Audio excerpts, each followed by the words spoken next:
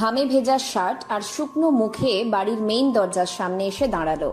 পেটে প্রচন্ড ক্ষুধা, মাথাটা ক্ষুধার চোটে কেমন যেন ঘোরাতে শুরু করেছে। এবার একটু না বসলেই নয়। আবির বাড়ির ভাঙাচোরা সিঁড়ির উপর বসতে যাবে, তার আগে ভিতর থেকে ছোট বোন আরিয়া বলল, ভাইয়া, বাজার এনেছিস? তোর অপেক্ষায় সকাল থেকে বসেছিলাম। তোকে যে একটু মাংস আনতে বলেছিলাম, এনেছিস? আবির বাম হাতে থাকা বাজারের প্যাকেট নিচে রাখলো, ডান হাতে ওর যাবতীয় সার্টিফিকেট। ইন করা সাদা শার্ট দুপুরের কাঠফাটা রোদের আলোড়নে ভিজে একাকার, গা থেকে ঘামের গন্ধও আসছে। আরিয়া একদম সামনে এসে দাঁড়ালো, একটু চাপা অভিযোগ মিশ্রিত স্বরে বলল, তুই কি যে করিস? সকালে বের হলি, বললি তাড়াতাড়ি বাজার নিয়ে ফিরবি। না খেয়ে আছি এখনো, দুপুরের রান্নাটাও করা হয়নি। দেখি কি এনেছিস। আরিয়ার দিকে বাজারের ব্যাগটা বাড়িয়ে দিল আবির। আরিয়া বাজার হাতে নিয়ে দেখলো সেখানে শুকনো পটল, নরম আলু, ঝালের অবস্থাও ভালো না, কোনো মাছই নেই। আরিয়া এবার রাগী মুখ নিয়ে বলল, ভাইয়া, তুই কি বাজারে আর কিচ্ছু খুঁজে পাস না? কি সব বাজার করেছিস? কালকেই তো পটল দিয়ে ভাত খেলাম, আবারও আজকে তুই একই রকম তরকারি এনেছিস। দূর যা, খাবই না। আসলে বাজারে আজকে তেমন ভালো কিছু ছিল না। ছিল না মানে? মেজো কাকু কত বড় একটা রুই মাছ কিনে এনেছে, সাথে কত রকম টাটকা বাজার। আচ্ছা, তোকে একদিন ইলিশ মাছ কিনে খাওয়াবো। যা না বোন, আজকে কষ্ট করে রান্না কর। আমারও তো ইচ্ছে করে প্রতিদিন ভিন্ন রকম বাজার করতে। তুই প্রতিদিন একই কথা বলিস। আচ্ছা, যাচ্ছি। আরিয়া দুপুরের পর রান্নাঘরে যায়। আবির জোরে একটি নিঃশ্বাস ছাড়ে। পকেটে ছিল মাত্র 50 টাকা, যা দিয়ে 1 কেজি পটল আর 1 কেজি আলু কিনে এনেছে ও। 10 টাকার ঝালও এনেছে। 2 কিলোমিটার রাস্তা সে দুপুরের রোদে পায়ে হেঁটেই বাড়িতে এসেছে। যদি সে রিক্সাতে আসতো তাহলে আজকের বাজারটাও যুক্ত না আবিরের। খুব সকালে বের হয়েছিল আবির, সাথে প্রতিদিনের মতো নিজের কম্পিউটার সায়েন্স নিয়ে মাস্টার্স শেষ করা ফুল মার্কসের সার্টিফিকেট ছিল। প্রতিদিন বিভিন্ন জায়গায় চাকরির জন্য ঘুরে বেড়ায় আবির, কিন্তু ভাইবা দেওয়ার পরেই তাকে গোপনে বলা হয়, তোমার সব সার্টিফিকেট তো দেখলাম, পড়াশোনার ব্যাপারে তোমার কোনো উইকনেস নেই, সব সাবজেক্ট ভালো তোমার। অফিসে যে পদটি আছে সেটা ঠিক তোমার মতো লোকের জন্যই অপেক্ষা করছে, আর আমরাও ঠিক এই রকমই একটা লোক খুঁজেছি। আপনাদের যদি মনে হয় আমি পারফেক্ট, তবে আমাকে দয়া করে চাকরির ব্যবস্থাটা করে দিলে ভালো হয়। আবিরের কথা শুনে অফিস ম্যানেজার বলতো, চাকরিটা ধরে নাও, তুমিই পাচ্ছ, এটার কোনো নষ্ট হবে না। মাসের বেতন পাবে 40,000।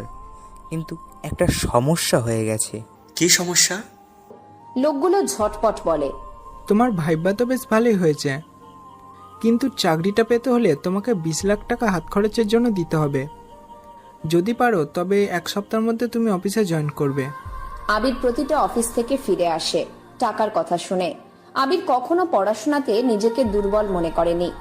সে যে চ্যাপ্টারটা বা গণিতটা বুঝতো না, সে 1 সপ্তাহ ধরে ক্লাসের পড়া কমপ্লিট করার পর সেটা নিয়েই 2-3 ঘন্টা পড়ে থাকতো। এভাবে সে পড়াশোনাতে ভালো হয়ে ওঠে, কারণ একটাই স্বপ্ন। আবির কিছুই পারেন না, কেবল পড়াশোনা করে মা বাবার মুখে একটু হাসি ফোটাবে, ছোট্ট একটি চাকরির মাধ্যমে। আবিরের উদ্দেশ্য কখনো ছিল না চাকরির জন্য পড়াশোনা করতে, সে জানার জন্য পড়তো। কিন্তু বর্তমানে সবাই পড়াশোনা করে চাকরির জন্য। চাকরি হয়ে গেলে তার প্রিয় মানুষকে নিজের করে নেওয়ার বড় উদ্দেশ্য জমা থাকে পড়াশোনা আর চাকরির সুফল শেষে। এ যেন এক বাধা ধরা নিয়ম। কেন যে নিয়ম ছেড়ে অনিয়মে সব হয় না? আবির গা থেকে শার্টের বোতাম খুলতে খুলতে নিজের ঘরের দিকে এগিয়ে যায়। তখনই নরম গলায় শুনতে পেল, আবির, এদিকে আয় বাবা। আবির ঘুরে দাঁড়ায়। পাশের ঘর থেকে মা ফাহিদা বেগম ডাকলেন আবিরকে। ও সেদিকে এগিয়ে যায়। ফাহিদা বেগম কাশলেন। আবির তাড়াতাড়ি ওর মায়ের কাছে যেয়ে বলল, আহ মা, তোমাকে না বারণ করেছি, বেশি কাশবে না, কাশলে তোমার রক্ত পড়ে গাল দিয়ে।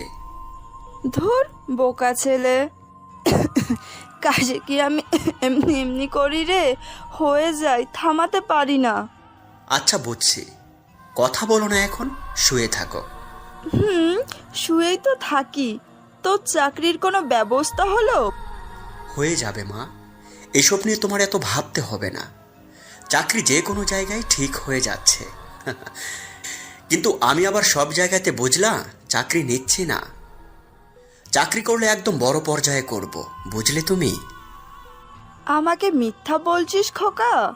যার ভাঙা ঘর, চাল নেই, সে ছেলে ছোট চাকরিও ছাড়বে না, আর তুই বলছিস যে কোনো জায়গায় করবি না চাকরি? হাসালি রে। তুমি ঘুমাও একটু, পরে ভাবা যাবে। এসব বাদ দিয়ে চুপচাপ শুয়ে থাকো তো। থাকছি। ওষুধ খাইছো সকালে? হ্যাঁ, খেয়েছি রে। কই দেখি তো, আর কয়টা ওষুধ আছে? না বাবা, তোর দেখতে হবে না, আমি তো খাই। ফুরিয়ে গেলে তোকে বলবো নি। আবির ওর মা ফাহিদা বেগমের কথা শুনল না। সে খাটের নিচ থেকে ঔষধ ছোট্ট ডালা বের করলো। সেখানে কোনো ঔষধ নেই, সব খালি পাতা পড়ে আছে। আবির ওর মায়ের দিকে তাকায়। ফাহিদা বেগম মুচকি হেসে বলল, কি করব বল? ঘরে খাওয়ার মতো তো চালও নেই। পড়াশোনার খরচের জন্য যা ছিল সবটা তোর জন্য তোর বাবা বিক্রি করে সেই যে অ্যাক্সিডেন্টে মরে গেল, এরপর তো সংসার তোর উপরেই এসে পড়েছে। বিদ্যুৎ বিল দিতে হবে না। তুই তোর চাচাদের বাড়ির জানালার বেয়ে আসা আলোয় পড়াশোনা করছিস। দিনগুলো কি ভুলতে পারি রে? আমার না তোকে নিয়ে চিন্তা কম, চিন্তা আরিয়াকে নিয়ে। কি হবে মেয়েটার? ওর ঘরে কারেন্ট এনে দিলি, টিউশনির টাকা জমিয়ে, একবেলা খাবারের টাকা জমিয়ে ওর জন্য তুই স্মার্টফোন কিনে দিলি। ওর পড়াশোনার খরচ আর সংসারের তো তুই একাই চালাস। তার উপর আমার বড় রোগ এসে ধরা পড়ল, ঔষধের খরচও যে তোকেই চালাতে হচ্ছে। আর কত রে খোকা? প্রতিদিন একই রকম তরকারি কেন খেতে হয় সেটা কেবল ওই পরিবারের লোকেরাই জানে। যেই পরিবারের পাশের বাড়ির থেকে আসা মাংস মাছের গন্ধ নাকে ভাসতে থাকে, অথচ খেতে পারে না, সেই পরিবারই বোঝে কেন প্রতিদিন একই তরকারি দিয়ে ভাত খেতে হয়। ঔষধ ফুরিয়েছে, আজ 3 দিন হলো। তোকে বলতে ইচ্ছা করেনি। জানি না তুই কিভাবে টাকা দিয়ে ঔষধ আনবি, তবে সেই ঔষধ খেতেও যে আমার কষ্ট হয় বাবা। কান্না আসে রে বুক ফেটে। আল্লাহকে বলি সবার মরণ হচ্ছে, আমার কেন দিচ্ছে না? মা, তুমি চুপ করবে নাকি আমি বাড়ি ছেড়ে চলে যাব? আবির একটু জোরে কথা বলে উঠল। ফাহিদা বেগম মুচকি হাসছে। আবির কোনো কথা বলল না আর। ঔষধের খাঁচিটা জায়গাতে রেখে যেভাবে এসেছিল ওভাবেই বাড়ি থেকে বের হয়। হাঁটতে থাকে ও। জন হেনরি লা টমাস কিবোর্ড হাতে তুলে ফ্লোরে ছুঁড়ে মারলেন। সংক্ষেপে তাকে টমাস নামেই সবাই জানে। উনি পৃথিবীর একমাত্র ধনী ব্যক্তি। মাইক্রোসফট কোম্পানিটা ওনার নিজের, যা থেকে প্রতি মাসে ইনকাম করে কোটি কোটি ডলার। টমাস গা থেকে কোট খুলে সামনে থাকা কম্পিউটারের ওপর ছুঁড়ে মারলেন। পিছনে 10 থেকে 15 জন লোক দাঁড়িয়ে আছে। টমাস ঘুরলেন পিছনে, জোরে জোরে চিৎকার করে বললেন, who the hell is he? কে এই হ্যাকার যাকে তোমরা গত 10 দিন ধরে খুঁজে চলেছ কিন্তু পাচ্ছ না? সমস্যাটা কি তোমাদের? এত বড় বড় হ্যাকার রেখেও তোমাদের সামনে থেকে আমার কোম্পানির সব তথ্য চুরি করে নিচ্ছে কিভাবে? Tell me. কেউ কোনো কথা বলছে না। আমেরিকার বিশাল কোম্পানি টমাসের। শুধু মাইক্রোসফট না, অ্যাপল থেকে শুরু করে উইন্ডোজের সবকিছুই ওনার। বিশ্বের দামি হ্যান্ডসেট আইফোন ওনারই কোম্পানির। সেই কোম্পানির কিছু তথ্য 10 দিন আগে চুরি করে নেওয়া হয়েছে। কে করেছে সেটা কেউ জানে না, আর খবরটা গোপনই আছে। মিডিয়া জানলে ব্যাপারটা হয়তো আরো জটিল হতে পারে, জন টমাসের ধারণা। সে কারণে ওনার কোম্পানিতে থাকা সবচাইতে দক্ষ আর বড় হ্যাকারদেরকে ডেকেছেন তিনি। 15 জন সেরা হ্যাকার লাগিয়েও 10 দিনে তিনি ওই হ্যাকারের কোনো হদিশ পাননি। তথ্যগুলো নাসা মহাকাশ গবেষণার মালিক হিলিংটন রবার্টের কাছে বিক্রি করা হচ্ছে। টমাসের ধারণা রবার্ট ওর কোনো হ্যাকার দিয়ে সেই কাজটি করিয়েছে। রবার্ট আর টমাসের মধ্যে অর্ধ দশক সময় ধরে এক ধরনের বিবাদ লেগে আছে। নাসা তার মহাকাশের তথ্য টমাসকে জানাতে অস্বীকার করে, কারণ টমাস ওর তথ্য সবার আগে কিনে থাকে। সেজন্য রবার্টের থেকে টমাসের আয়ের সংখ্যা আর পরিচিতি বিপুল পরিমাণে হচ্ছিল। সেজন্য রবার্ট নিজেই টমাসকে ফেক নিউজ দিতে শুরু করে, আর টমাসের কোম্পানি সেটা পাবলিক করতেই বড় রকমের লস হয়। তারপর থেকে ওদের দুজনের মনোমালিন্য, যা আস্তে আস্তে বিশাল শত্রুতে রূপ নিয়েছে। রবার্ট চায় টমাসের মাইক্রোসফট কোম্পানির মতো একটা কোম্পানি করতে, সেজন্য রবার্ট তথ্য চুরি করিয়েছে, আর টমাস চায় নাসার পুরো সিস্টেম নিজের কবজায় নিতে। সেজন্য দুজন নিজেদের কোম্পানি প্রোটেক্টের কাজে বড় বড় হ্যাকার নিয়োগ করে রেখেছে। দুজনের কোম্পানির সিকিউরিটি সিস্টেম এত বেশি প্রখর আর উন্নত যে কোনো হ্যাকারই সেটা নষ্ট করতে পারবে না, কিন্তু তবুও দুজনের মধ্যে শত্রুতা চলেই যাচ্ছে। টমাস বলল, আগামী কয়েকদিনের মধ্যে আমি ওই হ্যাকারকে আমার সামনে দেখতে চাই। কে করেছে এমনটা, কি চায় সে, সব কিছু আমার জানতে হবে। আর বাকিদের কাজ হবে নাসার সিস্টেম হ্যাক করার। ওর সাথে থাকা বা আয়ত্তাধীন সকল স্যাটেলাইট নেটওয়ার্ক আমার আন্ডারে চাই। টমাস কথাগুলো বলে সেখান থেকে চলে যায়। রুমে থাকা সব হ্যাকার যেন একটু শান্তিতে নিঃশ্বাস ফেলল, কিন্তু তারাও খুঁজছে কে এই হ্যাকার, কে এত ইনফরমেশন চুরি করার ক্ষমতা রেখেছে। আবির হসপিটালের সামনে এসে দাঁড়ায়, জনসেবা হাসপাতাল। আবিরকে দেখে ডাক্তার মোহিত প্রশ্ন করল, কি ব্যাপার আবির, তুমি এই অসময়ে? ওই যে কারণে আশা হয় আমার। কি এক বিষয় নিয়ে পড়লে? ডাক্তারি কোনো কিছু যদি পড়তে তাহলে এখানেই তোমার চাকরির ব্যবস্থা করে দিতাম। সেটা তো করলে না, কম্পিউটার সায়েন্স নিয়ে ঘরে বসে আছো। কি হবে কম্পিউটার সায়েন্স নিয়ে পড়ে, যদি এই বয়সে একটা চাকরি না জোটাতে পারো? তাড়াতাড়ি করুন, মায়ের ওষুধ লাগবে। আসো। আবির হাসপাতালের মধ্যে একটা রুমে প্রবেশ করে, ব্লাড ডোনেট রুম। কিন্তু আবির নিজের রক্ত দান করে না। মানুষ রক্ত দান করে একজন রোগীকে বাঁচানোর জন্য, আর আবির রক্ত বিক্রি করে তার মায়ের জন্য ঔষধ নিয়ে যায়। এটা আজকে প্রথম নয়, কয়েক মাস আগেও ওর শরীরে থাকা গোল্ডেন পজিটিভ রক্ত বিক্রি করে গিয়েছে, যা দিয়ে ইন্টারভিউর কাগজ কিনত। কিছু খেয়েছো? আবির মাথা নাড়িয়ে না জানালো। মোহিত কয়েকটা আপেল বাড়িয়ে দিয়ে বলা শুরু করলো, আবির, এমন কোনো রক্তের গ্রুপের কথা কি জানো যে গ্রুপের মানুষের সংখ্যা পৃথিবীতে সর্বকুল্য 50-এরও কম? অবিশ্বাস্য হলেও একটি বিশ্বের বিরলতম রক্তের গ্রুপ। রক্তের এই গ্রুপ গোল্ডেন ব্লাড নামে পরিচিত। ভারতীয় সংবাদ মাধ্যম জিনিয়া জানিয়েছেন এমন তথ্য। এই রক্তের নাম আরএস সিস্টেমে 61টি অ্যান্টিজেনের অস্তিত্ব ছিল না। এই রক্তের নাম দেওয়া হয় আরএস নাল। সাধারণত রক্তের কোষগুলোতে 342টি অ্যান্টিজেন থাকে। এই অ্যান্টিজেনগুলোর কন্ডিনেশনের নির্ধারণ করে কোনো রক্তের গ্রুপ ঠিক কী হবে। এই অ্যান্টিজেনের ভিত্তিতে মানুষের রক্তকে 4 ভাগে ভাগ করা হয়। সেগুলো হলো এ বি আর ও। প্রত্যেকটি রক্তের গ্রুপ আবার 2 ভাগে বিভক্ত, পজিটিভ এবং নেগেটিভ। অর্থাৎ সব মিলিয়ে মানুষের শরীরে মোট 8 রকমের রক্ত পাওয়া যায়।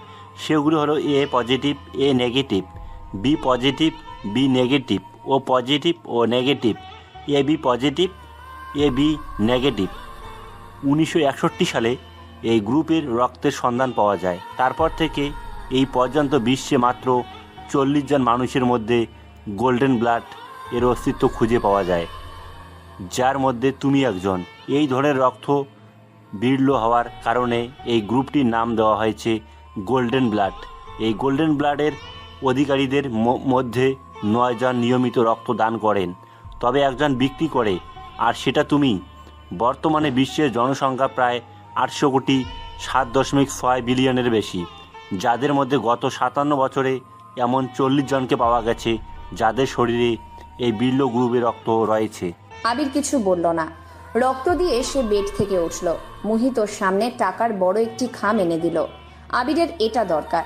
সে ছোট ছোট দোকান বা কোম্পানিতে চাকরির খোঁজ করেছিল, কিন্তু একটা বিষয় আছে না, চাকরি যদি উপরওয়ালাই ভাগ্যে না লিখে থাকে তাহলে তুমি চেষ্টা করলেও ব্যর্থ হবে।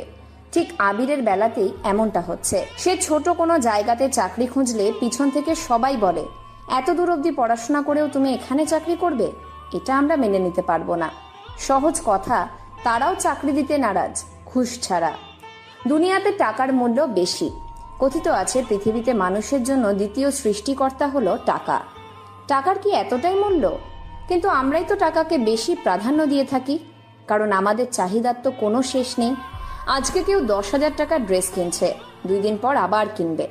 অথচ এত টাকার ড্রেস কিনেই বা কি হলো? আবার পরে অন্যটা কেনারই বা কি দরকার? ঠিক এসব চাহিদার জন্য টাকার মূল্য বেড়ে চলেছে। আবির হাসপাতাল থেকে বের হয়, কাছে ওর প্রায় 20,000 টাকা। ব্যাপার খুব বিরল। নিজের রক্ত বিক্রি করে সংসার চালানো হচ্ছে। কত জায়গায় কাজ খুঁজেছে, কিন্তু পড়াশোনাতে ডুবে থাকা ছেলেটা কি আর হাতের কোনো কাজ পারবে? আবার চাকরির জন্য বহু জায়গাতে ছুটে বেরিয়েছে। লাখ টাকার দাবিতে সে আজ ব্যর্থ। পকেটে হাত গুজে সে হাঁটছে। ওর পকেটে থাকা বাটন ফোনটি বেজে উঠল।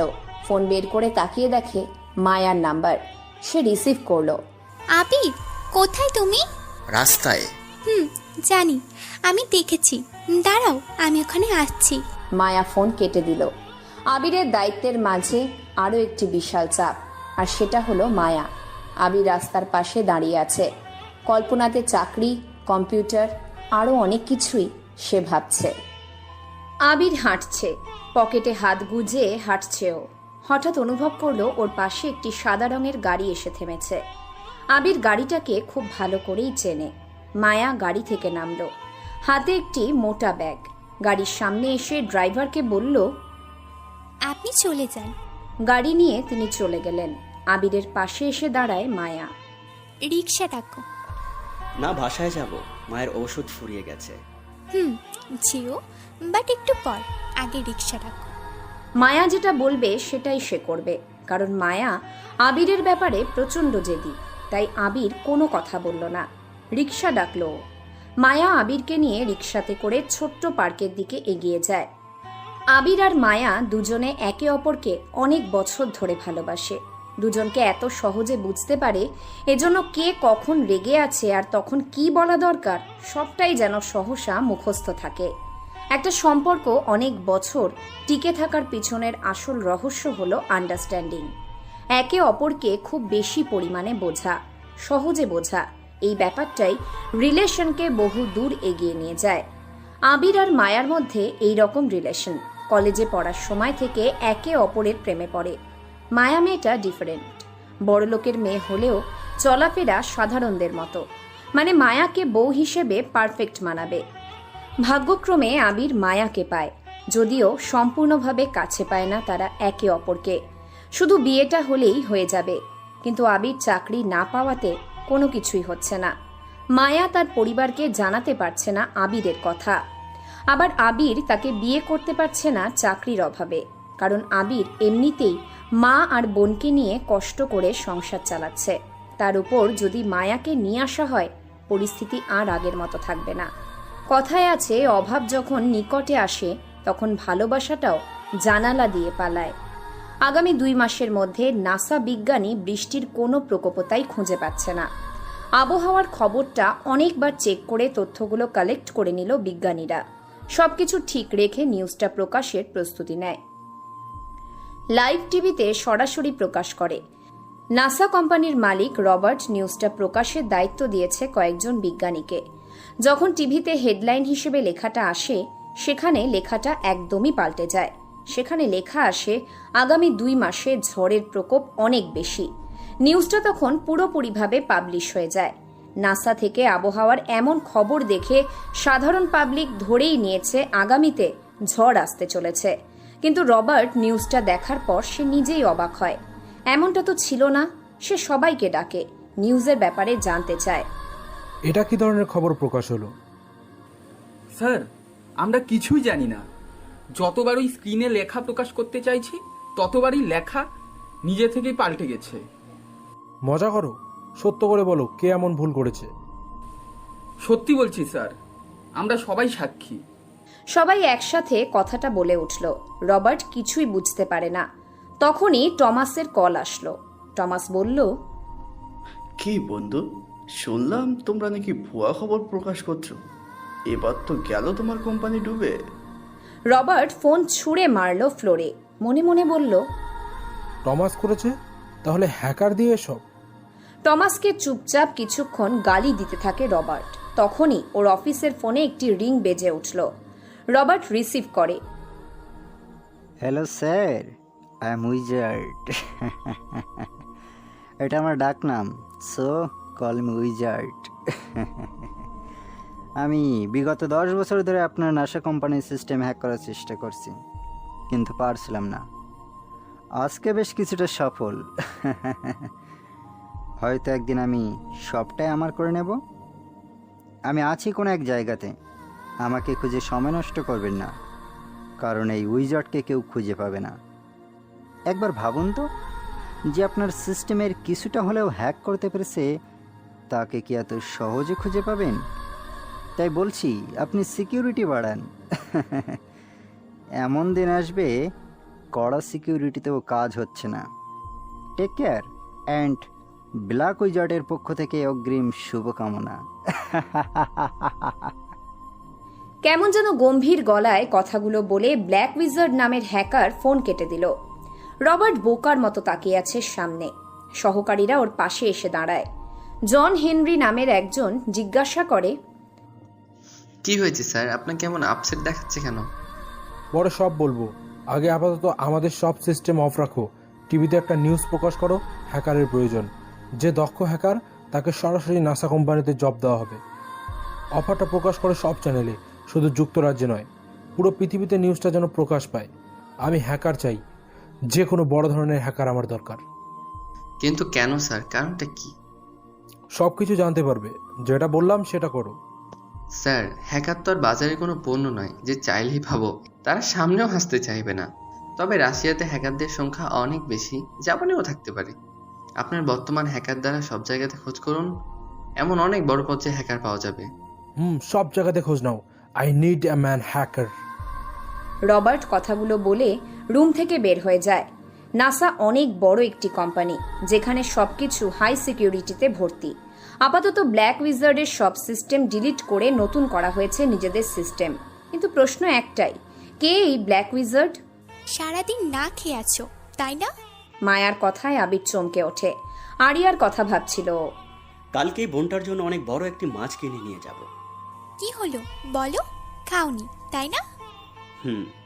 মায়া ব্যাগ থেকে একটি ছোট্ট টিফিন বক্স বের করে। এটা নতুন কিছু নয়, সপ্তাহে 3 দিন মায়া নিজে এসে খাইয়ে দিয়ে যায়। আবির বলল, আর কত করবা তুমি? চুপ থাকো, প্রতিদিন একই কথা বলো। যতদিন বেঁচে আছি ততদিন করব। হাসলে কেন? এখন বুঝবে না হাসির কারণ। মায়া কিছু বলল না। টিফিন বক্স খুলে সেখান থেকে বিরিয়ানি হাতে তুলে নিল। আবিরের মুখের সামনে ধরে খেতে বলল ও।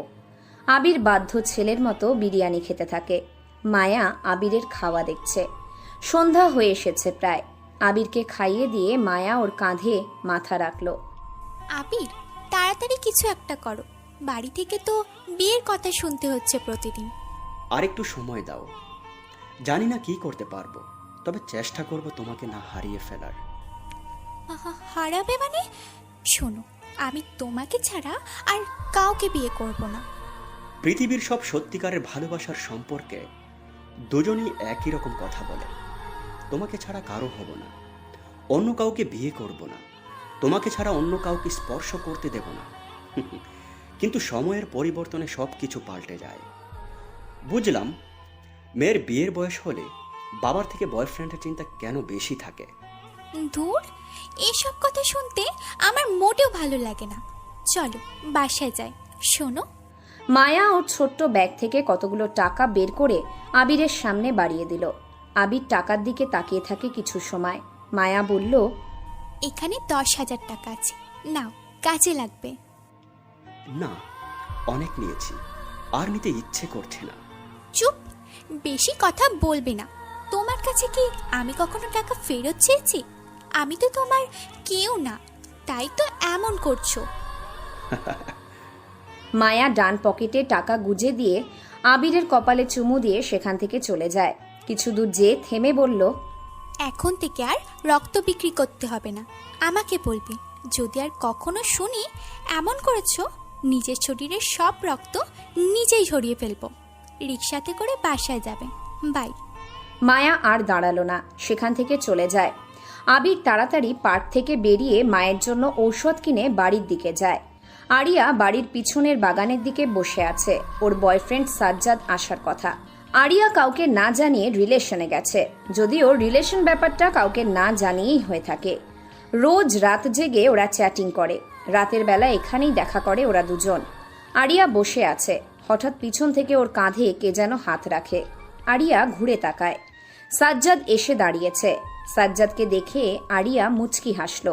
সাজ্জাদ ওর পাশে বসে। এই এত দেরি করলে কেন আসতে? ভাইয়া বাড়িতে নেই, যে কোনো সময় চলে আসবে। সরি গো, বন্ধুদের থেকে বিদায় নিতে দেরি হয়ে গেছে। দেখো তোমার জন্য আজকে কি এনেছি। সাজ্জাদ পকেট থেকে একটি ছোট্ট সাদা কাগজ বের করে। কাগজটি 4 কোনা প্যাকেট। আরিয়া জানে সেটা কি, কন্ডম নামে সবাই জানে। আরিয়া আর সাজ্জাদের মধ্যে কেবল মনের সম্পর্ক নয়, ওদের মধ্যে শারীরিক সম্পর্ক প্রায়শই প্রতিফলিত হয়। ছোট বয়স আরিয়ার। সাজ্জাদ আরিয়ার থেকে 3 বছরের বড়। আরিয়া কলেজে যেত আর আসতো। সাজ্জাদ পিছনে পিছনে ঘুরঘুর করত। বড় লোকের একমাত্র ছেলে সাজ্জাদ, সে ঢাকাতে বড় ব্যবসা করে। প্রথম প্রথম সাজ্জাদকে আরিয়া পাত্তাই দিত না। সাজ্জাদ প্রায়শই আরিয়াকে এসে ভালোবাসি বলতো, কিন্তু আরিয়া তাকে সাফ জানিয়ে দেয় সে রিলেশন করবে না। মেয়েদের মন নাকি প্রজাপতির থেকেও নরম হয়, একটা ফুলের পাপড়ির থেকেও কোমল। আর ঠিক সেটাই হলো। সাজ্জাদ 1 বছর আরিয়ার পিছনে ঘুরে বেড়ানোর পর আরিয়া রাজি হয়। রাজি হবেই বা না কেন, সাজ্জাদ তো ভালোবাসার সব রকম প্রয়োগ আরিয়াকে দেখিয়েছে। আরিয়া তাকে প্রচণ্ড ভালোবেসে ফেলে। এরপর রাত জেগে দুজনের কথা বলা, চ্যাটিং, কত শত বাধা ধরা নিয়ম অনিয়ম ছাড়িয়ে কথার ফুলঝুরি সাজিয়ে চলেছে ওরা দুজন। কথার অববাহিকায় আরিয়ার মনে সাজ্জাদকে নিয়ে নতুন স্বপ্নের স্বর্গবাস ধরা দিয়েছে। অজানা আর নিষিদ্ধ আহ্বানে বারবার এগিয়ে গেছে দুজন। একে অপরকে আলিঙ্গন ছিল প্রতিদিনের নেশা। সে আলিঙ্গন নেহাত শুধু আলিঙ্গন ছিল না, সেটা ছিল কামনার এক বিশাল বাসনা পূরণের অদম্য আগ্রহ, যার শেষ সুখময় আত্মচিৎকারে। আজকে দেখো, কিছু হবে না। 2 দিন আগে তুমি যা করেছো, ভয়ে আছি যদি বেবি চলে আসে। সাজ্জাদ মুচকি হাসল। আরিয়া মুখে বারণ করলেও ঠিকই শরীরের অগ্রাহ্যতায় নিজেকে স্বল্প নয়, আগ্রহের অনিমাদিতিতে বিকিয়ে দিচ্ছে। সাজ্জাদ থেমে নেই। ও সুস্থ সবল হাতের তেলে সমাতি বহু আগেই চালানো করে দিয়েছে। নারীর শরীরের উন্মাদনা যেন বিশাল আকাশ পরিমাণ। সাজ্জাদ আরিয়ার ওড়নাটা দূরে ফেলে দেয়, এরপর ধাক্কা দিয়ে তাকে ঘাসের উপর শুইয়ে দিল।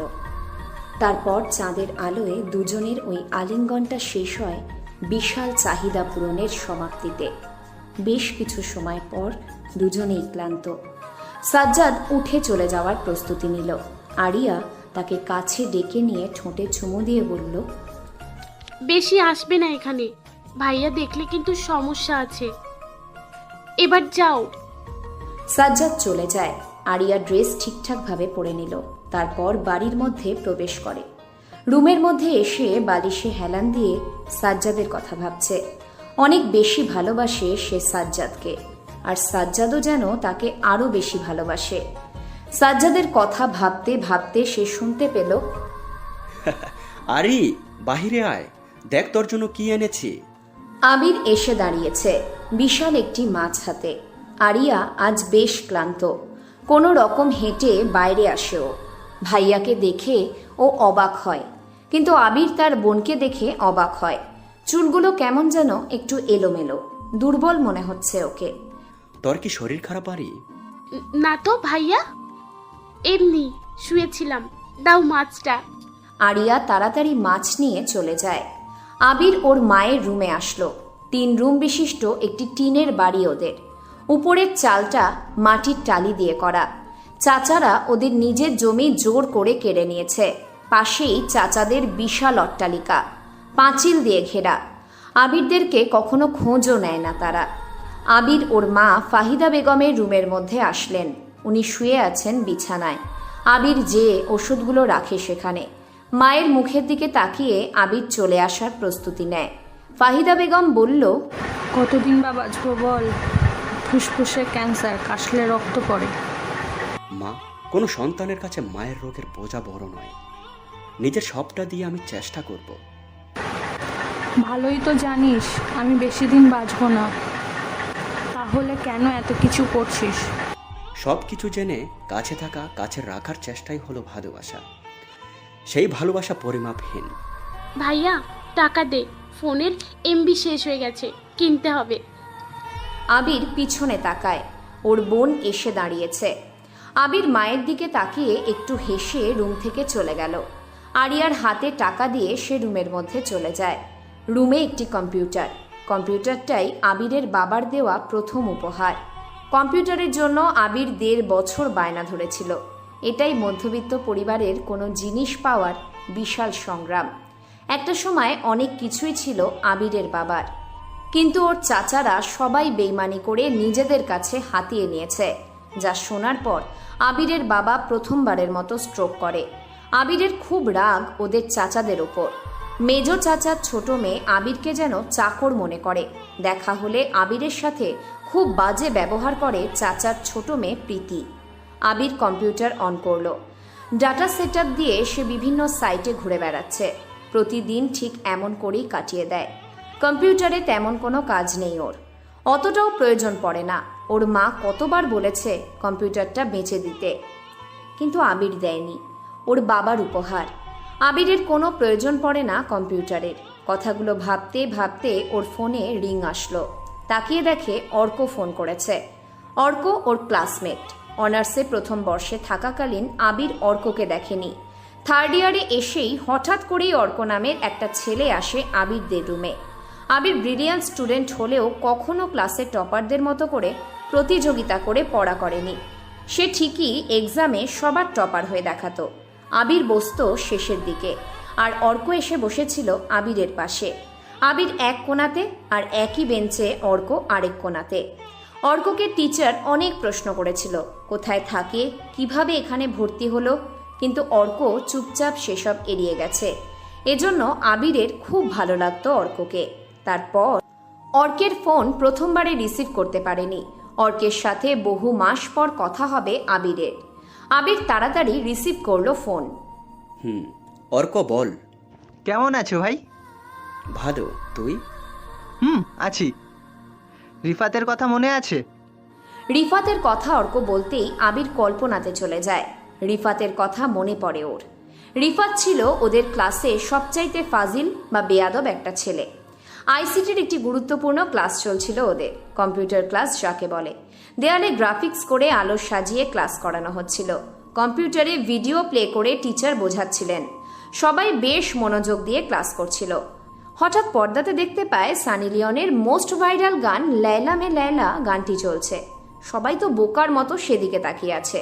স্যার অবাক হয়, তাড়াতাড়ি কম্পিউটারের কাছে চলে আসে। এসে দেখে কম্পিউটার কাজ করছে না, নিজের ইচ্ছে মতো চলছে। তখন পুরো ভার্সিটিতে হ্যাক শব্দটা রিফাতের নামেই প্রযোজ্য ছিল, তাই সাথে সাথে রিফাতকে স্যার ডাকলো। আর রিফাত সরাসরি সত্য কথা বলে দেয়। এই গুণটাই ভালো লাগতো।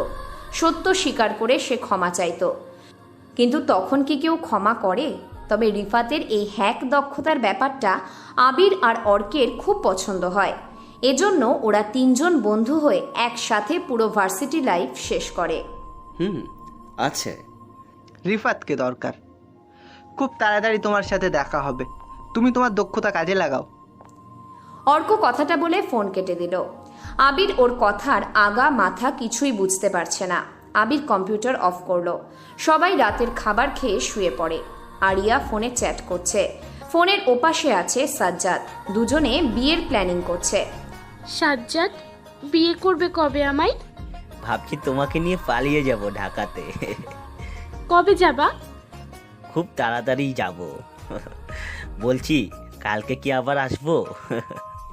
এই না, বিয়ে করো আগে। তুমি অনেক বদমাইশ হয়ে গেছো। প্লিজ আসি না। আমি কি চলে যাচ্ছি নাকি? না, বিয়ে করো আগে। ও বুঝেছি, আমি তো তোমার কাছের মানুষই না। থাক, লাগবে না, ঘুমিয়ে পড়ো, রাখছি। আরে রাগ করছো কেন? আচ্ছা, আমি জানাবো সুযোগ বুঝে। আমার মিষ্টি বউ। দুজনে আরো বেশ কিছু সময় চ্যাট করে। রাত গভীর হয়, সবাই ঘুমের দেশে আচ্ছন্ন হয়ে পড়ল।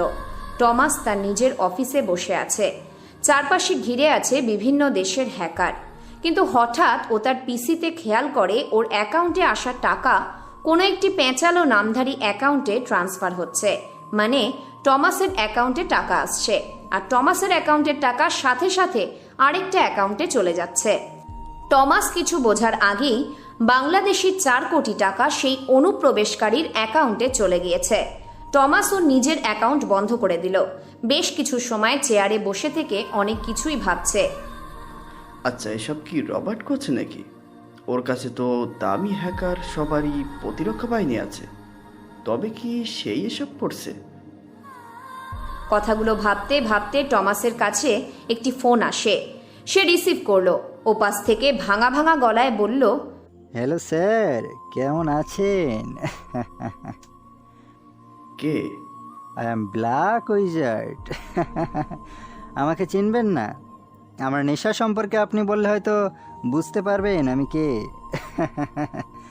আমি একজন সাইবার হ্যাকার। সাইবার জগতে আমি উইজার্ড নামে পরিচিত। আপনার অ্যাকাউন্ট থেকে টাকাটা সরিয়ে নিলাম আমি। সব কিছু হ্যাক করার ইচ্ছে ছিল আমার, কিন্তু পারছি না। অনেক প্রোটেকশন দেয় আপনার নিজস্ব সার্ভারে, তবে একদিন ঠিকই সব কিছু আমি নষ্ট করে দেব, নিজের কবজায় নিয়ে আসব। আমাকে কেউ আটকাতে পারবে না। Good bye. Black wizard phone কেটে দিল। টমাস যেন বোকার মতো তাকিয়ে থাকে পিসির দিকে। নাম্বারটা লোকেট করার জন্য একজন হ্যাকারকে ডাকলো। কিছু সময় পর টমাসকে এসে জানানো হয় নাম্বারটি কোনো লোকেটেড হচ্ছে না, বারবার লোকেশন পাল্টে যাচ্ছে। টমাস বেশ উত্তেজিত হয়ে সবাইকে বলল, হয়তো হতে পারে রবার্টের এটা কোনো চাল, তবে সেই প্ল্যান যেন আগামীতে বড় না হয় সেজন্য আমাদের দক্ষ হ্যাকার প্রয়োজন। পৃথিবীর সব জায়গাতে খোঁজ নাও, দক্ষ হ্যাকার কোথায় পাবো? উইজার্ডকে কি চাই, তাকে থামাতেই হবে। ওই আবিরের বাচ্চা, ওঠ বলছি, ওঠ। আবির লাফ দিয়ে বিছানা থেকে উঠল। চোখ কচলে পাশে তাকিয়ে দেখে প্রীতি দাঁড়িয়ে আছে। আবির কিছুটা বিরক্ত নিয়ে বলল, তুই এখানে কেন? ওই তোকে না বলেছি আমাকে তুই করে বলবি না? তুই হলি আমাদের থেকে নিচু পর্যায়ের, আর আমরা বড় পর্যায়ের, এই জন্যই তুই করে বলবি না। তোর বড় পর্যায়ের আমি? আবির, এসব কি হচ্ছে? কি বলছে মেয়েটা আগে শোন। আর তুই তো সবটা জানিসই, ও যা বলছে ঠিকই বলছে। মা, তুমি এই অবস্থায় উঠে এসেছো কেন? শালা, মায়ের কথা আগে ছাড়, চল আমার সাথে। প্রীতি কথাটা বলে আবিরের হাত ধরে ঘর থেকে বের করলো। আরিয়ার সামনে এসে দাঁড়ায়। প্রীতির দিকে তাকিয়ে বলল, তুই ভাইয়ার সাথে এভাবে কথা বলিস কেন? চুপ কর। তুই বেশি কথা বললে তোকেও বাড়ির কাজে লাগিয়ে দিব, বুঝলি? কেউ কোনো কথা বলল না। বলবেই বা কি করে? আবির চাইলে অনেক কিছুই তো বলতে পারে, কিন্তু কেন বলছে না? কারণ একটাই, আবিরেরা বর্তমানে যে জায়গাতে থাকছে সেটা প্রীতিদের, মানে আবিরের সেজ চাচা নিয়াজ সাহেবের। আবির কিছু বললেই ওর মা বোনকে নিয়ে রাস্তায় বের হতে হবে। মা আর বোনের দিকে তাকিয়ে সব কিছু মেনে নিচ্ছে আবির। দেখ আমার গাড়ির কি অবস্থা, কাদা লেগে আছে, ড্রাইভার আসেনি, তুই এখন পরিষ্কার কর। আমি পারবো না। তুই পারবি, তোর বাপ। আর একবার আমার বাবাকে নিয়ে কথা বললে। আবির প্রীতির দিকে হাত উঠিয়ে কথাটা বলল। সাথে সাথেই পিছন থেকে আবিরের কাঁধে হাত রেখে কে যেন ঘুরিয়ে নিল। আবির সামনে ঘুরতেই একটা চড় ওর গালে এসে পড়ল। আবির তাকিয়ে দেখে নিয়াজ সাহেব এসে দাঁড়িয়েছে। আবিরের শার্টের কলার টেনে ধরে বলল, ছোট লোক জাত, ছোটদের মতো থাকবি। আমার মেয়ে যা বলছে তাই কর, না হলে যেখানে থাকছিস না সেটাও করে নিব, এরিয়া থেকে বের করে দেব, বুঝলি? নিয়াজ সাহেব কথাগুলো বলে সেখান থেকে চলে যায়। আবির রাগী দৃষ্টিতে তাকিয়ে আছে সেদিকে। প্রীতি বলল, এভাবে তাকিয়ে লাভ নেই, আমার জুতোয় কাদা লেগে আছে, পরিষ্কার করে দে এখনই, মুখ দিয়ে যেন তোর আর একটা কথাও বের করতে না শুনি। আবির একটি কাপড় নিয়ে নিচু হয়ে প্রীতির জুতো থেকে কাদা সরাতে থাকলো। প্রীতি মুচকি হাসছে। আবির বসা থেকে উঠে দাঁড়ায়। প্রীতি ওর ব্যাগ থেকে কতগুলো টাকা বের করে আবিরের মুখের উপর ছুঁড়ে মারল। প্রীতি বলল, নে, খাবার ছড়িয়ে দিয়েছি, মোরগদের মতো খুঁটে খুঁটে খা। গাড়িটা পরিষ্কার করে চলে যায় এখান থেকে। প্রীতি সেখান থেকে চলে আসলো। আবির নিচে মাটির দিকে তাকায়। কতগুলো নতুন চকচকে 1000 টাকার নোট পড়ে আছে। আবির টাকাগুলো তুলে নিল। 5000 টাকা সেখানে। আবির টাকাগুলো গুছিয়ে গাড়ির মধ্যে রেখে দেয়। মনে মনে বলে, টাকা একদিন আমারও হবে, সেদিন আমিই হব রাজা। মায়া আবিরকে অনেকবার কল দিয়েছে। আবিরকে তার বাবার অফিসে কম্পিউটারে রাখা হিসেব নিকেশের কাজে চাকরির জন্য অনুরোধ করেছে। মায়ার বাবা জনাব মাহমুদ সাহেব আবিরকে যেতে বলেছে। আর আবিরকে নিতেই মায়া এসেছে পরিচিত পার্কে, যেখানে ওরা দুজন প্রায়শই দেখা করে। আবির ফোন রিসিভ করলো। মায়া ওপাশ থেকে একটু রাগী গলাতে বলল, কি ব্যাপার, ফোন ধরতে এত সময় লাগে? কি করছিলাম? গাড়ি পরিষ্কার। মানে? ওই, তুমি কি পাগল হয়ে গেছো? কম্পিউটার ইঞ্জিনিয়ার হয়েও যদি চাকরি না পাই, তবে গাড়ি পরিষ্কার করাটা দোষের কিছু নেই। আবির, তুমি রেডি হয়ে চলে আসো, চাকরির ইন্টারভিউ আছে। টাকা নেই। টাকা নেই মানে? ঘুষ দেওয়ার মতো টাকা নেই, সেটা বললাম। না আছে টাকা, না আছে রেফারেন্স করার মতো বড় হাত। আর আমি কখনো বড় হাত আর ঘুষের সহায়তায় চাকরি করব না। আমার বাবার অফিসে আজকে ইন্টারভিউ চলছে, তোমার নাম দিয়ে এসেছি। তুমি ইন্টারভিউতে ভালো করলে তোমার চাকরি হবে, এতে আমার কোনো রেফারেন্স নেই। ওকে, আসছি। আবির রেডি হয়ে বের হয়। আরিয়া এসে সামনে দাঁড়ায়। আবিরের দিকে তাকিয়ে বলল, ভাইয়া, বান্ধবীরা মিলে ঘুরতে যাব। আমি বলেছিলাম যাব না, কিন্তু ওরা শুনছে না। কি করব? তুই বারণ করবি কেন? তুইও যাবি। কোনো ব্যাপার না, সমস্যা কি বল? বাসায় তো তেমন ড্রেস নেই। যদি ড্রেস আনার জন্য টাকা দিতে, মানে আমি চয়েস করে এসেছিলাম। আচ্ছা, কত টাকা লাগবে? 5000 টাকা। ও। আবির হাসি মুখে ঘরে যেয়ে মায়ার দেওয়া টাকা থেকে 5000 টাকা এনে দেয় আরিয়াকে। আরিয়া তার ভাইকে জড়িয়ে ধরে ধন্যবাদ প্রকাশ করে। আবির বাড়ি থেকে বের হয়। মাথায় বিশাল চিন্তা। বাবার ভাগের জমিটুকু চাচারা নিয়েছে জোর করে, কিছুই করার ছিল না। বাবা কথা বলেছিল বলেই ওনার নামে একটা কেস দিয়ে দেয়, যার জন্য এত কিছু ঘটে গেছে। বাবাকে হারাতে হয়েছে ওদের। আবির কিছুই বলতে পারে না। কিছু বললেই তো বোন আর মাকে নিয়ে বাইরে বের হতে হবে। কোথায় থাকবে ও? কি করবে তখন? এজন্য সব অন্যায় মেনে নিয়েছে। এমনটা প্রীতি আজ করে না। ওর কোনো সমস্যা হলেই আবিরকে ডাকে, আর কাজের লোকদের থেকেও খারাপভাবে কাজ করিয়ে নেয়। কাজ করানোটা ঠিক ছিল, কিন্তু করানোর পদ্ধতিগুলো বড়ই নির্যাতিত। আবির হেঁটে যাচ্ছে রাস্তার পাশ দিয়ে। ফুটপাত থেকে বেছে বেছে কয়েকটা এক কালারের সাদা নীল শার্ট কিনে রেখেছিল অনেক আগে। সেসব ইস্ত্রি করেই ইন্টারভিউতে যায় আবির। কখনো টাকা বাঁচানোর জন্য হেঁটে যায়, আবার দুপুরে নাও খেয়ে থাকে। এদিকে আরিয়া ফোন করে সাজ্জাদকে। সাজ্জাদ খুশি হয়ে বলতে থাকে, বাবু, আমি আসছি, তোমার সাথে ট্যুরে যাওয়ার জন্য রেডি। Wow, good good. ট্যুরে কোথায় যাব? রুমে যাব। যা ফাজিল। দুষ্টু মিষ্টি আলাপ চালিয়ে যেতে থাকে ওরা। আবির পার্কের কাছাকাছি চলে এসেছে। সূর্যের তেজ যেন প্রখর হতে শুরু করেছে। ঘরে অসুস্থ মা, বেকার একজন ছেলে, পড়াশোনারত ছোট বোন। তার চাহিদা পূরণে বিশাল চিন্তা। আবির একবেলা কেন, একদিনও না খেয়ে কাটিয়ে দিতে পারবে, কিন্তু চিন্তাটা আরিয়াকে নিয়ে। ওকে কখনো অভাব ঠিকভাবে বুঝতে দেয়নি আবির। মাঝে মাঝে একটু কষ্ট পেতে দেখেছে, তবুও আবির পরে সেসব পুষিয়ে দিয়েছে। গতবার আরিয়ার পিকনিকে যাওয়ার জন্য ড্রেস, টাকা, ভাড়া সব কিছু আবির খুব কষ্ট করে ম্যানেজ করেছিল। আরিয়ার মুখের হাসির জন্য আবির চাইলে নিজেকেও বিক্রি করতে পারবে। এত সময় লাগে? 30 মিনিটের মধ্যে অফিসে পৌঁছাতে হবে, চলো। মায়ার কথা শুনে আবির ওর মুখের দিকে তাকালো। আবিরের পৃথিবী বলতে 3 জন মানুষ, মা, বোন আর মায়া। 2 জন মানুষ খুব ভালো করেই বোঝে আবিরকে, ওর মা ফাহিদা বেগম আর মায়া। দুজনে কখনো আবিরের কাছে আবদার করেনি, বরং তারাই দেওয়ার জন্য কত কিছু করেছে। আবির বলল, চলো। গাড়িতে বসো, আর শোনো, রাগ দেখাবে না সেখানে, বুঝেছো? ইন্টারভিউতে অনেক কিছুই ঘটে। আমাদের মতো মানুষের রাগের কোনো দাম নেই, তাই দেখিও কোনো লাভ হবে না। কিছু খেয়েছো? না। আচ্ছা, আগে ইন্টারভিউ শেষ করো। কয়েক মিনিট পর আবির বিশাল একটি অফিসে এসে পৌঁছালো। আবির গাড়ি থেকে নামতেই মায়া এগিয়ে আসলো। আবিরের শার্টের বোতাম ঠিক করে দিল, চুলগুলো এলোমেলো হয়ে আছে। মায়া ঠিক করে দিল 2 হাত দিয়ে। সবার আড়ালে আবিরের কপালে আলতো করে চুমু দিয়ে বলল, বেস্ট অফ লাক, আমি বাইরে আছি। উপর থেকে জানালা খুলে মাহমুদ সাহেব সবটা দেখল। বুঝতে বাকি নেই আবির কে হয় তার মেয়ের। তিনি পকেট থেকে ফোন বের করে কাদেরকে ফোন দেন। বলেন, মায়ার সাথে সাদা শার্ট পরা ছেলেটার সব ডিটেলস 30 মিনিটের মধ্যেই আমার চাই।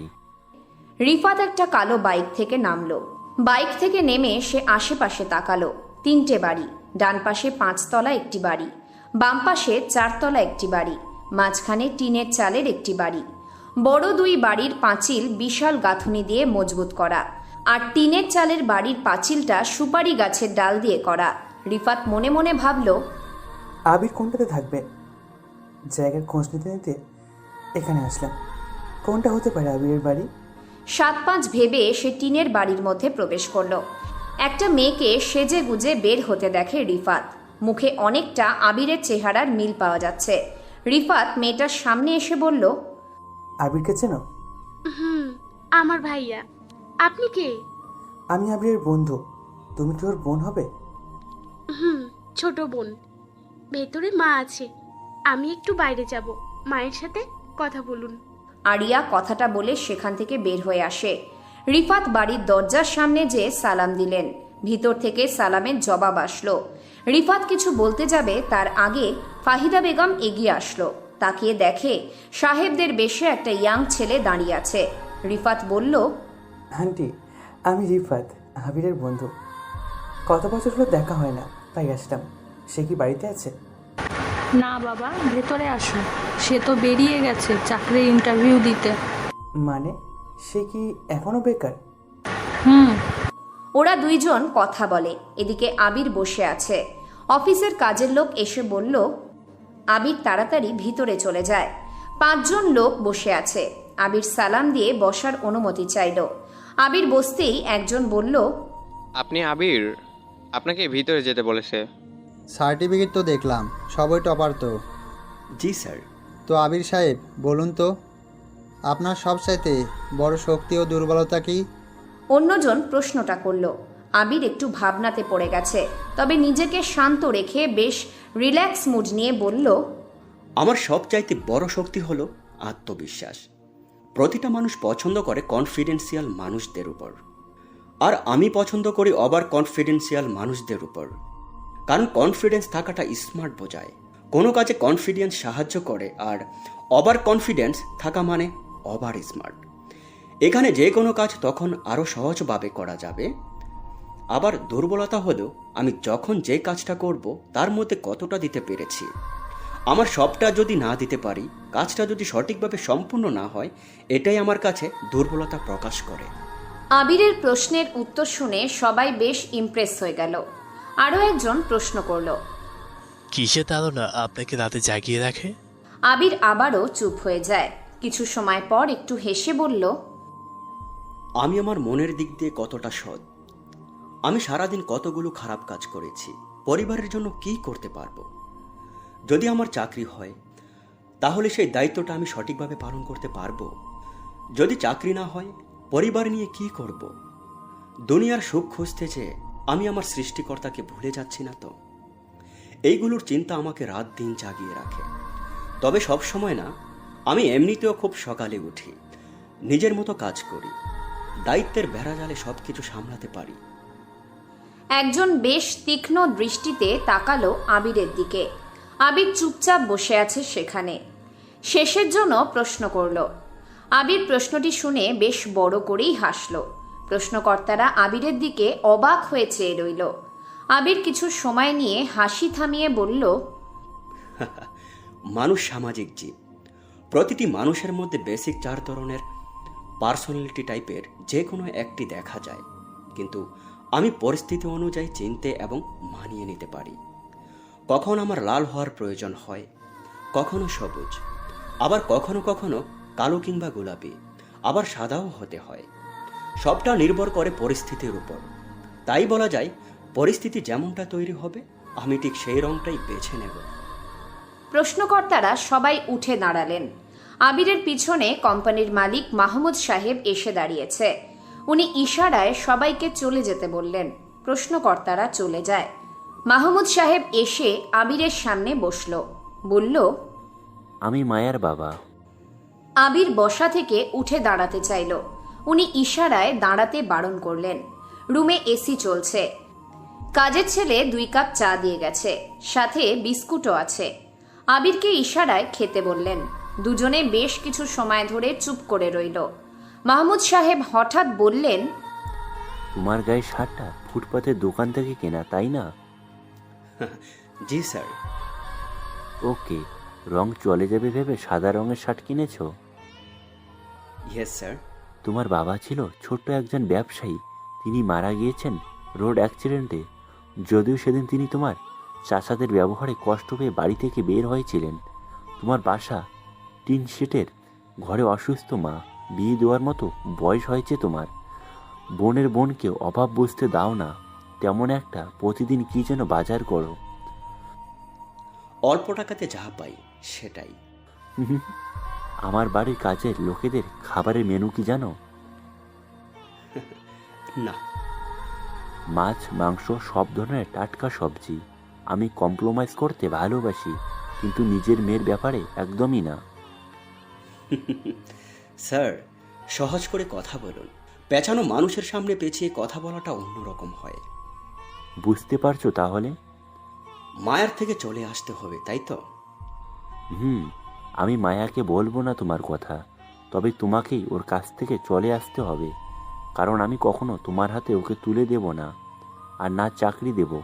চাকরি দিলে তোমাকে সামনে এনে মায়া আমাকে অনেক কিছু বোঝাবে, আর আমি আমার মেয়ের কথা ফেলতে পারি না। তোমাকে কোনো চাকরি দেয়নি, এই ব্যাপারটা তুমি বলবে তাকে। আমিও বলবো, তবে সেসব বানিয়ে বলবে। যাও। আবির অফিস থেকে বের হয়। গেটের বাইরে এসে ঘুরে একবার অফিসের দিকে তাকালো। মনে মনে বলল, আজ টাকা আছে বলে আমার উপর শত শর্ত দাঁড় করিয়ে দিলেন। একদিন টাকা আমারও হবে, সেদিন আমি ধ্বংস করে দেব পৃথিবী। রিফাত আবিরের রুমে এসে বসেছে। কম্পিউটার অন করলো। সাধারণ একটি কম্পিউটার। রিফাত কম্পিউটারের দিকে তাকিয়ে রহস্যময় এক হাসি দিল। অর্ককে ফোন দেয়। অর্ক রিসিভ করে বলে, হ্যাঁ রিফাত ভাই বলো। দেখা হবে খুব তাড়াতাড়ি। আর এটা শুনে রাখ, আবিরকে আমি ডেভিল বানাবো। দেশে তবে আরও একটা ডেভিলকে দেখতে পাবে। দেশ না, বল পৃথিবী এবার নতুন ডেভিল দেখবে। তবে এবার সে ডেভিল নয়, হবে ভিলেন, মানে হারামি যাকে বলে। Okay, waiting for next part. Rifat computer off করলো। সে ফাহিদা বেগমের সাথে কিছু সময় কথা বলে সেখান থেকে চলে আসলো। অর্ক আর রিফাতের রহস্যময় কথাগুলো কোনো সাধারণ কথা নয়। কথাগুলোর মধ্যে একটা বিশাল গল্প আছে। সময় হলে সবাই তা বুঝতে পারবে। আরিয়া গাড়িতে করে যাচ্ছে। পাশেই সাজ্জাদ বসে গাড়ি চালাচ্ছে। কিছু দূর যেতেই একটা ছেলের সামনে গাড়িটা থামলো। আরিয়া বলল, ছেলেটা কে? সাজ্জাদ মুচকি হাসল। ছেলেটার নাম ফুয়াদ, সাজ্জাদের বন্ধু। আরিয়াকে দেখেই বলল, আরে ভাবি। ফুয়াদ গাড়িতে উঠল। গাড়ি চলতে থাকে। কিছু দূর যেয়ে নাইম নামের একটা ছেলে গাড়িতে উঠল। আরো কিছু দূর এসে শাহিন নামের একটা ছেলে উঠল গাড়িতে। একটি গাড়িতে 5 জন মানুষ, 4 জন ছেলে আর একটি মেয়ে। আরিয়া সাজ্জাদের দিকে কৌতূহলী দৃষ্টিতে তাকাচ্ছে বারবার। সাজ্জাদ ইশারায় বোঝালো, ভয় নেই, ওরা আমার কাছের বন্ধু, তোমাকে সম্মান করে অনেক। সবাই যাচ্ছে ট্যুরে। আরিয়া গাড়ির মিউজিকের সাথে বেশ মজা করেই চলছে। কোনো ভাবনা নেই। পুরনো শহর ছেড়ে বিকালে পৌঁছায় নতুন একটি শহরে। একটি নিরিবিলি বাড়ির মধ্যে একটা রুম নিল সাজ্জাদ। বাড়ির পাশ দিয়েই নদী বয়ে চলেছে। সাজ্জাদ আরিয়াকে নিয়ে রুমে উঠল। ফুয়াদ বলল, তোরা দুজন এনজয় কর, আমরা দেখি খাবার পাই কিনা। বাই। ফুয়াদ, নাইম আর শাহিন রুম থেকে বেরিয়ে আছে। সাজ্জাদ দরজা আটকে দেয়। আরিয়ার কাছে এসে বিছানায় ধাক্কা দিয়ে ফেলে দিল তাকে। আরিয়া বিছানায় ছিটকে পড়ে। মুখে লজ্জা মাখা হাসি নিয়ে সাজ্জাদকে বলল, এইসব কি হচ্ছে? সব সময় দুষ্টুমি করো, ফাজিল কোথাকার। আমি ফাজিল, আমি বেয়াদব, সব কিছু আমি। তবু তুমি আমার। কথা বলতে বলতে সাজ্জাদ আরিয়ার গা থেকে কাপড়গুলো খোলা শুরু করেছে। আরিয়ার কোনো বাধা নেই, সে সাজ্জাদের দিকে তাকিয়ে আছে। সাজ্জাদ এক এক করে আরিয়ার গা থেকে সব কাপড় খুলে ফেলেছে। আরিয়া দেখতে বেশ মিষ্টি। নিম্নবিত্ত পরিবারে জন্ম নিলেও আরিয়া দেখতে যথেষ্ট সুন্দরী। এমন মেয়েকে যে কেউ পাওয়ার জন্য পাগল প্রায়। কিন্তু সাজ্জাদ তো কেবল তাকে পেয়ে ক্ষান্ত নয়, সে আরিয়ার সবটুকু পেয়েছে। একটা নারীর সবচাইতে মূল্যবান নিজের শরীরের জিদ, সেইটাও সাজ্জাদ ছাড় দেয়নি। সাজ্জাদ নিজের গা থেকে টি শার্ট খুলে ফেলল। তারপর আবির ওর হাত থেকে সব কাগজ ছিঁড়ে ফেলে দিল ডাস্টবিনে। শার্ট ইন থেকে খুলে দিল। পকেটে হাত গুজে দিয়ে ফুটপাত দিয়ে হাঁটছে। দুপুর গড়িয়ে বিকেল হয়ে আসছে। পেটে ক্ষুধা থাকলেও কোনো ইচ্ছেই করছে না খেতে। বারবার মায়ার কথা মনে পড়ছে ওর। একে অপরকে কতই না ভালোবাসে। আবির 5 বছর রিলেশনে মায়াকে কেবল গালে চুমুই দিয়েছে। আলিঙ্গনে একে অপরের কাছে এসেছে, অথচ মায়াকে ছাড়া তার থাকার দিন চলে এসেছে। এইচএসসি পরীক্ষার সময় ওদের দেখা। দুজনেই একই বেঞ্চে বসে পরীক্ষা দিয়েছিল। সেদিনের পর টুকটাক কথা বলা। কাকতালীয়ভাবে একই কলেজে ভর্তি হয় ওরা দুজন। এরপর বন্ধুত্ব শুরু। একে অপরকে পছন্দ করা, ভালোবাসা, সবটা যেন ভাগ্যেই ছিল। কতই না স্বপ্ন ছিল একসাথে ঘর বাঁধার। আবিরের কাঁধে মাথা রেখে মায়া বলতো, আবির, তোমার বাড়িতে যখন একেবারে যাব তখন অনেক মজা হবে। দেখো, আমি রান্না করব, তুমি আমাকে পিছন থেকে জড়িয়ে ধরে জ্বালাবে। আবির বলে সায় দিত। কারণ তখন থেকেই আবিরের চিন্তা কিভাবে সে মায়াকে নিজের করে নেবে। মায়াকে নিয়ে পালানোর স্বপ্ন না দেখলেও একদিন মজার ছলে আবির মায়াকে বলেছিল, চলো আমরা পালিয়ে যাই। কি বলো তুমি? তোমার পরিবার নিয়ে তোমার কত দায়িত্ব, আর পালিয়ে কোথায় যাবে? কি করে খাওয়াবে আমাকে? আর তোমার পরিবারের কি হবে শুনি? আবির মায়াকে শক্ত করে জড়িয়ে ধরে সেদিন। কারণ এমনটা কখনো কোনো মেয়ে বুঝবে না। আবির হাঁটতে থাকে। পাশে মায়ার গাড়ি এসে দাঁড়িয়েছে। মায়া গাড়ি থেকে নেমে আবিরকে ডাকলো, এই আবির, চাকরি হয়েছে? না।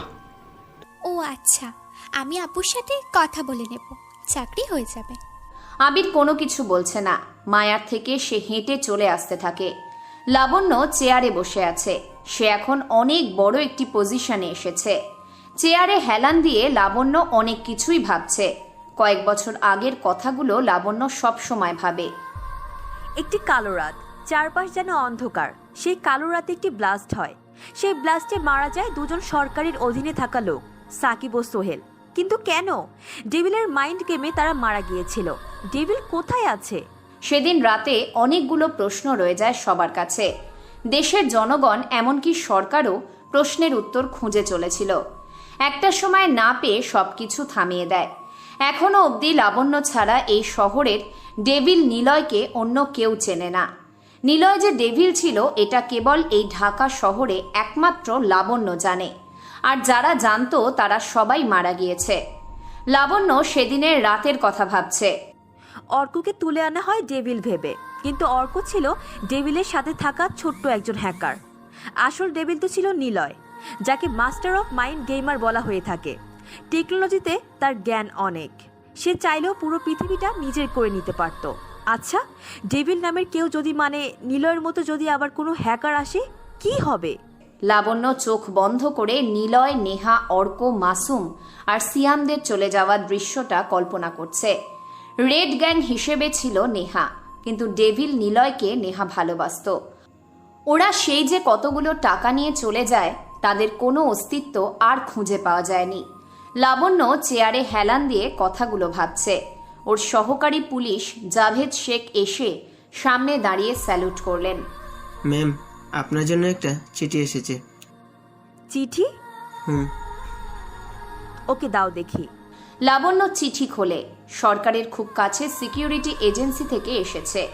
চিঠিতে জানানো হয়েছে, আমি রিশান বলছি, secret security agency of Bangladesh, ব্যাস 11। আজ প্রায় 8-9 মাস হলো বাংলাদেশ বঙ্গবন্ধু স্যাটেলাইট 1কে ঘিরে অনেক রহস্য ছড়িয়ে পড়েছে। তাই প্রশ্ন হলো, কী সেই রহস্য, আর কেনই বা এটা আপনাকে জানাচ্ছি। সেকেন্ড কারণটা আগে বলি। আপনি বেশ কয়েক বছর ধরে ডেভিল নামে এক হ্যাকারের ওপর ইনভেস্টিগেশন করতেছিলেন। আপনার এই ব্যাপারটা অজানা নয়। সেই হ্যাকাররা কেমন হতে পারে? আমাদের স্যাটেলাইটটি যেদিন মহাকাশে প্রেরণ করা হয় সেদিন চায়নাতে একটি স্যাটেলাইট মহাকাশে প্রেরণ করা হয়, কিন্তু সমস্যা হলো আমাদের স্যাটেলাইটের অগ্রিম সব খবর চায়নার আগে হ্যাক করে নিচ্ছে। র এজেন্ট কোম্পানি থেকে জানা যায় নাসারও এর সাথে যুক্ত। নাসার মূলত সকল দেশের প্রথম বা উন্নত মানের স্যাটেলাইটগুলোকে দক্ষ ও বুদ্ধিমান হ্যাকার দ্বারা নিয়ন্ত্রণ করে তথ্য চুরি করে নিয়েছে বহু বছর ধরে। এটা কখনো কেউ বুঝতে পারেনি, জানতেও পারেনি। নাসার টেকনোলজি এত বিশাল যা সরাসরি বোঝাই মুশকিল। তাদের ব্যাপারে কেস ফাইল করা বোকাদের মতো কাজ। মূলত চায়না আমাদের মাথায় কাঁঠাল ভাঙছে, আর পুরো পৃথিবীর ওপর কাঁঠাল ভাঙছে যুক্তরাষ্ট্র। নাসা কোম্পানি, আপনি যেহেতু ডেভিলের ওপর সব রকম ইনভেস্টিগেশন করছেন, তাই আপনি হয়তো হ্যাকার খুঁজে পাবেন। সহজ করে বলি, আমাদের ঠিক ডেভিলের মতনই হ্যাকার লাগবে, যে কিনা সরকারের হয়ে এখন কাজ করবে, আমাদের স্যাটেলাইটে রক্ষা করবে। কিন্তু যতদূর জানি ডেভিলের মাথায় একবারে এই হ্যাকারের নেশা চেপে বসলে সে শুধু বাংলাদেশের স্যাটেলাইট কেন, সে পুরো পৃথিবীর টেকনোলজি নিজের কবজায় নিয়ে নেবে। তবে আগে 10, আপনি যদি ডেভিলের মতো কোনো হ্যাকার পরিচয় জানা থাকলে খুব শীঘ্রই জানাবেন আমাদেরকে। আরেকটা কথা, সব কিছু একদম গোপন থাকবে। লাবণ্য চিঠিটা পড়ে নিজের কাছে যত্ন করে রেখে দেয়। ডেভিল নাম যতবারই পড়েছে ততবারই সে শিউরে উঠেছে। ডেভিল যদি ব্যাক করে না জানি কি না কি হবে, তাকে সামলানো কষ্টসাধ্য। আবির মায়াকে ইগনোর করে বাড়িতে চলে এসেছে। বাড়িতে এসেই আরিয়াকে ডাকলো। ওর মা ফাহিদা বেগম ভিতর থেকে বলল, আরিয়াকে তো তুই নিজেই ট্যুরে যেতে বলছিস, সকালে বেরিয়েছে, কি জানি কখন ফিরবে। আবির ওর মায়ের ঘরের দিকে এগিয়ে যায়। ফাহিদা বেগম শুয়ে আছে। আবিরকে দেখে তিনি বললেন, চাকরি হলো? চাকরি আর করবো না কোনোদিন। সে কি হয়েছে? আচ্ছা মা, মাঝে মাঝে কেন ইচ্ছে করে সব কিছু ছেড়ে বিষ খেয়ে মরে যাই। কষ্টে এমন হয় পাগল। মা, গরিব হয়ে জন্ম নেওয়াটাই কি দোষের? কুৎসিত হয়ে জন্ম নেওয়াটাও কি দোষের? কেন মানুষ তো পার্থক্য খোঁজে? বড় বড় লেকচার কেবল বইয়ের পাতায় আর ফেসবুকের পোস্টেই দেখা যায়, কিন্তু একটা সুন্দরী মেয়েকে দেখতে বাজে ছেলে রাস্তায় ভালোবাসি বললেই অপমান করে তাড়িয়ে দেয়। ছেলে ভালো হলেও দোষটা সে কুৎসিত। একবেলা খেতে না পারা মানুষগুলোর স্বপ্নটা কি জানো? মনের চাহিদাটা কি জানো?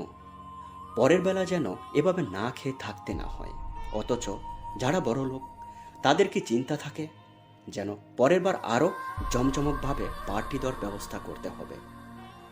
আবির রুম থেকে বের হলো। পকেট থেকে ফোন বের করে আরিয়াকে কল দেয়। আরিয়া তাড়াতাড়ি ফোনের স্ক্রিনে তাকিয়ে দেখে আবিরের কল। সে তাড়াতাড়ি রিসিভ করে। আবির ওপাশ থেকে শুনতে পেল আরিয়া বেশ হাঁপিয়ে হাঁপিয়ে কথা বলছে। কণ্ঠে একটি চাপা অন্যরকম স্বর। আরি, তুই ঠিক আছিস তো? হ্যাঁ হ্যাঁ ভাইয়া, ঠিক আছি। বান্ধবীদের সাথে মজা করছি তো, এই জন্য হাঁপিয়ে গেছি। রাতে ফিরবো, ভোরে কথা হবে। আরিয়া ফোন কেটে দেয়। সাজ্জাদের খোলা পিঠে 10 আঙ্গুলের নখের খামচি দিয়ে বলে, এই থামো এবার, আর পারছি না, আমি হাঁপিয়ে গেছি। সাজ্জাদ আরিয়াকে ছেড়ে দেয়। গায়ে তোয়ালে পেঁচিয়ে সে সোফাতে যেয়ে বসে। টেবিলের উপর থেকে ড্রিঙ্কের বোতল থেকে গ্লাসে ড্রিঙ্ক ঢাললো সাজ্জাদ। একটি নেশার ঔষধ মিশিয়ে দিল সেটাতে। তারপর